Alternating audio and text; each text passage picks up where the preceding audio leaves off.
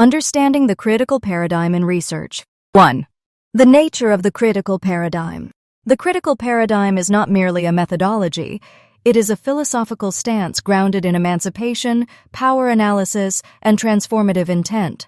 Rooted in the works of Karl Marx, Paulo Freire, Antonio Gramsci, and the Frankfurt School, it interrogates the deep structures that sustain inequality, injustice, and domination in society. Whereas positivist paradigms seek objectivity and prediction, and interpretivist paradigms seek understanding, the critical paradigm seeks change. It assumes that knowledge is not neutral, but is always socially situated, and often implicated in the reproduction of power relations. Thus, the role of the researcher is not to stand apart from the world, but to engage it critically to challenge taken-for-granted assumptions, expose oppression, and work towards social transformation. Ontology. Reality is shaped by social, political, cultural, economic, and ethnic values, and therefore is multiple and historically constructed. Epistemology. Knowledge is constructed through dialogue, particularly with those on the margins. The goal is not only to understand the world, but to change it. Axiology. Values are integral to research, not bracketed out. The researcher embraces their positionality and responsibility toward justice. 2. Units of analysis in the critical paradigm. The units of analysis in critical research reflect its concern with power, ideology, and systemic structures. Unlike empirical paradigms that analyze individuals or variables in isolation, critical research tends to examine collectives, structures, and discourses.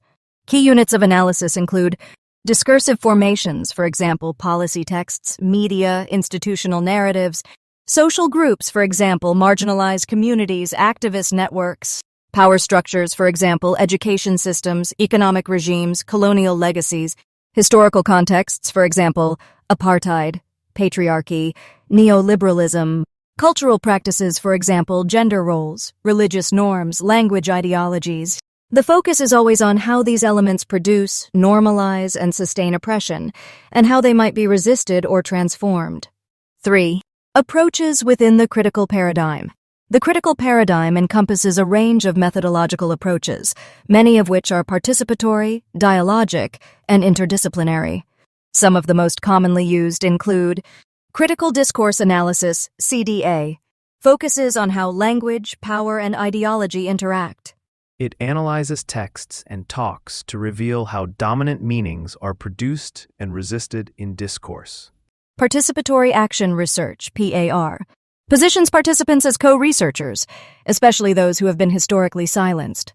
The process is collaborative, cyclical, plan, act, observe, reflect, and oriented toward social change. Narrative and testimonial inquiry centers the stories and lived experiences of those on the margins. These stories are analyzed not only as data, but as forms of resistance, memory, and political agency. Feminist, indigenous, and decolonial methodologies. These approaches challenge Eurocentric and patriarchal knowledge systems, foregrounding relationality, embodiment, spirituality, and epistemic justice. They disrupt hierarchies between knower and known.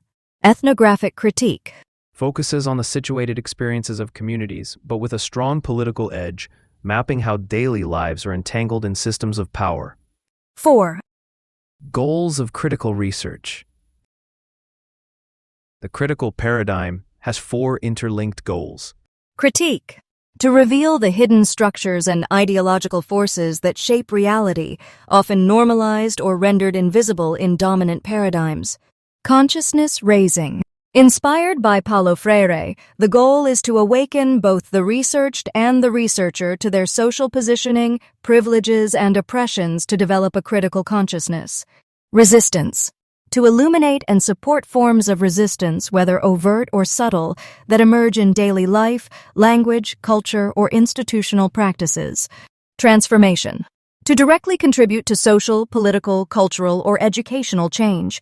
This might involve reshaping curricula, decolonizing policy, disrupting gender hierarchies, or empowering communities. Final thought, beyond the mirror. To research critically is to look not only through the window of the world, but also into the mirror of the self. It demands a reflexive, ethical, and often uncomfortable engagement with our own location in systems of knowledge and power. For doctoral candidates and senior scholars alike, the critical paradigm is a call not just to study the world, but to stand in it with clarity, courage, and commitment. Happy learning!